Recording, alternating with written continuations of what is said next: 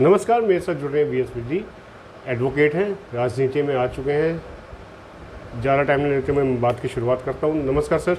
नमस्कार जी। कैसे हैं? बहुत बढ़िया जी। आपको बढ़िया सर। दर्शक आपको देख रहे हैं, जानना चाहेंगे कि ये काला कोट पहनते पहनते आपने कुर्ता पजामा वाइट कैसे पहन लिया, राजनीति में कैसे आना हो गया? देखिए, जब तक पढ़े लिखे लोग राजनीति के अंदर नहीं आएंगे तब तक समाज के अंदर सुधार नहीं हो सकता। हम ये देखते हैं कि अधिकतर नेता पढ़े लिखे नहीं हैं, बातें करते हैं और फिर कहते हैं कि हाँ जी, पढ़े लिखे लोग को राजनीति में आना चाहिए। हम समाज सेवा के फील्ड में काफ़ी टाइम से जुड़े हुए हैं, NGO के रूप में काफ़ी काम करते हैं, सेवा अपना सभी पे काम कर रहे हैं। तो उन्हीं को देखते हुए जब हम खासकर मेरी फील्ड जो एजुकेशन के ऊपर, रोड सेफ्टी के ऊपर, जब मैंने देखा कि कई पार्टियां जिन मुद्दों पे के ऊपर मैं काम कर रहा हूं उन मुद्दों के ऊपर बहुत बढ़ चढ़ के काम कर रही है, उनकी पहली प्राथमिकता ली है।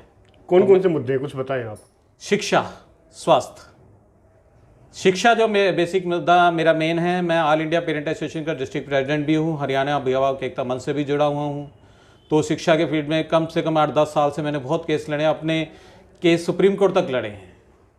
तो उन्हीं चीज़ों को देखते हुए जब मैंने देखा कि ये आम आदमी पार्टी सिर्फ उन्हीं मुद्दों को बढ़ चढ़ के काम कर रही है और उन्हीं मुद्दों को आगे ले जा रही है, तो नेचुरली मैंने उनका साथ देने का विचार किया और उसके ऊपर ही कार्रवाई अपने कर रहा हूँ। शिक्षा से आप प्रभावित हो गए और आम आदमी पार्टी आपने ज्वाइन कर ली? बिल्कुल जी, बिल्कुल। तो फिलहाल जैसे आपकी वार्ड की बात करें तो शहर की बात करें तो यहाँ पे आम आदमी पार्टी के बारे में लोगों के क्या ओपिनियन है आपके सामने? अगर लोग जिक्र होता है तो क्या आपको रिस्पांस देखने को मिलता है? आम आदमी की लोकप्रियता बढ़ ही रही है पार्टी की।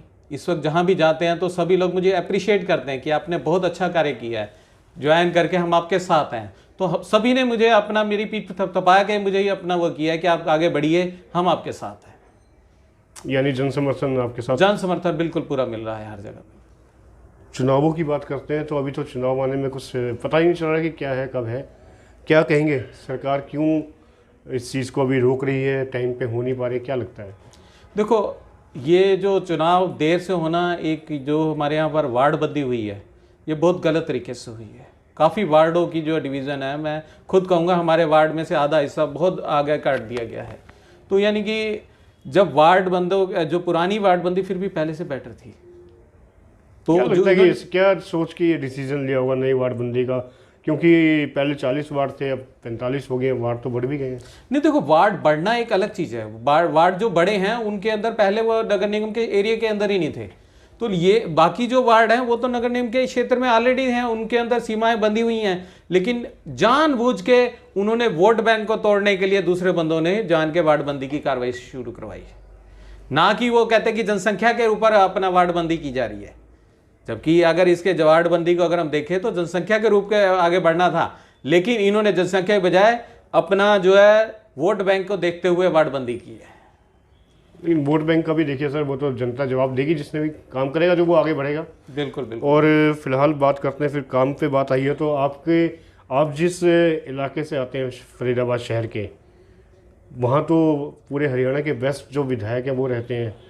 कैसे विकास कर रहे हैं वहाँ पे? बिल्कुल, आप देख रहे हो कैसे वो कीचड़ जगह जगह फैला हुआ है। वो ऐसा लग रहा है कीचड़ के अंदर ही सारा फैला हुआ है पूरे वार्ड के अंदर। पर्वतीय कॉलोनी, जवाहर कॉलोनी के अंदर सिर्फ एक गुरुद्वारे कुछ बेल्ट है जो कहूँगा जो थोड़ी ठीक है, बाकी सारी बेल्ट हमारी सीवर की दिक्कत, पानी की दिक्कत, गंदा पानी बेशुमार। बेस्ट विधायक का अवार्ड मिला है आपके? देखो, कोई कुछ किया होगा तभी तो मिला होगा। नहीं, उनके विकास कार्यों के ऊपर उनको विधायक का अवार्ड नहीं मिला है।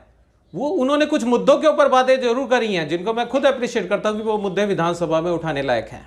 जो इस बारे में मैं खुद उनको, जबकि मैं दूसरी पार्टी में, लेकिन इस चीज़ को अप्रेज करता हूं कि उन्होंने मुद्दे उठाए हैं जो काफ़ी विधायकों ने नहीं उठाए हैं। तो उन मुद्दों के ऊपर है, ना कि उसके काम के ऊपर। उन्होंने काम तो कराया ही नहीं है। आप बता दिए कौन सी में हमारे लिए सीवर की अपना नई लाइन हमारे लिए लेके आए हैं, पानी की नई लाइनों का अपना उन्होंने किया है? नहीं, पुरानी सड़कें भी अपना भी सारी पुरानी है, कोई भी नई सड़क तक नहीं बनाई है। कभी बात हुई आपकी उनसे? बिल्कुल, बात होती रहती है, क्योंकि मैं वार्ड कमेटी का, वार्ड 7 का चेयरमैन हूं और कई बार उन मुद्दों से बात करता हूं, लेकिन वो कहते हैं जी मैं तो विपक्ष में बैठा हूं, मेरी बात नगर निगम सुन नहीं रहा। क्योंकि स्वच्छता के ऊपर मेरी अधिकतर बात होती है, साफ सफाई के, पानी से रिलेटेड, सीवर से रिलेटेड, इन चीज़ों की मुद्दों तो क्या लगता है जब वो ऐसी बात कहते हैं कि मैं तो विपक्ष में हूँ, हालांकि वो जीते हुए हैं, अभी वो अपनी चेयर पे हैं, लेकिन फिर भी जब वो इतनी बात कहते हैं तो उसमें कुछ सच्चाई नज़र आती है आपको? नहीं, इस चीज़ में बिल्कुल भी मैं उनको साथ नहीं दूंगा, क्योंकि वो कि बिल्कुल कोई उनको रोक रहा हो काम करने से? बिल्कुल कोई नहीं रोक रहा है। वो क्यों नहीं चलते संग लोगों के साथ चले कि चलते हैं, हम नगर निगम के बाहर बैठते हैं, हम बैठते हैं, हम काम कराते हैं। आपकी अधिकार क्षेत्र के अंदर है वो सारा। तो जो बंदा अधिकार क्षेत्र के अंदर होकर भी अपनी ये बात करे कि मैं काम नहीं करा सकता, तो ये उसकी नाकामी कहूँगा, ये बहुत बड़ी नाकामी होती है। चलिए, उनकी नाकामी पे आपने बात कही और अब आते हैं आपकी बात के ऊपर। तो आप इलेक्शन में उतरने का विचार कर चुके हैं? बिल्कुल, जैसा अगर पार्टी मौका देगी तो जरूर अपना जो मैंने मन बना लिया है, पार्टी अगर मुझे अपना जैसा और अगर विचार पार्टी करे, आपको मौका नहीं देती, कोई और पोस्ट पोजीशन या कोई और काम देती है? देखो अभी तो मैं पार्टी के साथ में कार्यकर्ता के रूप में साथ हूँ। जैसा अगर पार्टी मौका अपना जो से अपना देगी तो मैं उस पर जरूर उतरूंगा, खरा उतरूंगा। बिल्कुल। और अभी विधि साहब, जैसा कि त्योहारों का माहौल है, त्योहारी सीज़न चल रहा है, महीना है, तो त्योहारों को लेके क्या तैयारी चल रही है आपके वार्ड में? साफ़ सफाई को लेके क्या है, हालात ठीक है? नहीं, हालात तो अभी ठीक नहीं हैं। बड़ी मुश्किल से तो NIT एरिया के सीवर के टेंडर अभी उठे हैं, पूरे 1.5 महीने बाद उठे हैं, तब जाके थोड़ा सा सफाई का काम स्टार्ट हुआ है। तो लेकिन अभी भी उनके काम ऐसे अब नहीं उठे। LED का अभी तक ठेका तक नहीं उठा। हमारे एरिया की लाइटें अभी बहुत बंद पड़ी हुई हैं, कंप्लेंट्स बहुत है। तो ये मुद्दे अभी बहुत हैं। यानी कि जो दिवाली कैसे मनाएं, जहां LED नहीं जल रही, लाइटें नहीं जल रही हैं, लाइटों का त्यौहार है, दिए की रोशनी में ही दिवाली मनानी पड़ेगी हमें। हम भूल जाएं कि नगर निगम हमें LED की लाइट के लिए अंदर हमें दिवाली मनानी। मैं तभी बात करी कि त्यौहार है तो साफ़ सफाई तो ज़रूरी होती है, इसलिए मैंने आपसे पूछा था इस बारे में। बाकी जनता को आप क्या कहना चाहेंगे त्यौहार है तो? देखो, जनता को तो मैं ये कहूँगा, आपको दिवाली की, भैया दूज की, गोवर्धन पूजा की बहुत बहुत बधाई। त्यौहार तो हमने सबने मिलके मनाना है, सबने मिलके, रोशनी का त्यौहार है और रोशनी करनी है। उस रोशनी के अंदर हमने जो है अंधकार को मिटाना है। जो लोगों ने काम नहीं किया उनको बताना है, उस जगह पर स्पेशल दिए जलाने हैं कि आप आके देखिए, जो आप अंधकार में दिए नहीं देख रहे हैं, ये गंदगी नहीं नजर आ रही, उन पे आके चलिए। और अब दिखा भी रहे हैं उनको, तो नेचुरली जब ये लाइट रोशनी जलेगी तो कहीं ना कहीं तो उनको भी पता चलेगा। यानी रोशनी का पर्व है और आप हर तरह के अंधकार को जो है वो मिटाना चाहते हैं। बिल्कुल जी, आप लोगों से यही उम्मीद करते हैं? बिल्कुल जी, बिल्कुल यही उम्मीद करते हैं कि हमने सब ने खुशी खुशी ये त्यौहार मनाने हैं, क्योंकि त्यौहार हमारी परंपरा का हिस्सा है। और अब जो इंसान या कोई सभ्यता जो भी अपने सभ्यताओं से हटती है, परंपराओं से हटती है, वो बहुत पिछड़ जाती है। तो हमेशा साथ रहना है, त्योहारों को बढ़ चढ़ के मनाना है हमने। जी, समय देने के लिए धन्यवाद। और दर्शकों की तरफ से हम भी आपको दीपावली की शुभकामनाएं देते हैं। आपको भी बहुत बहुत दिवाली की बहुत बहुत शुभकामनाएं। सबको जो है दिवाली, गोवर्धन पूजा, भैया दूज की बहुत बहुत बधाई।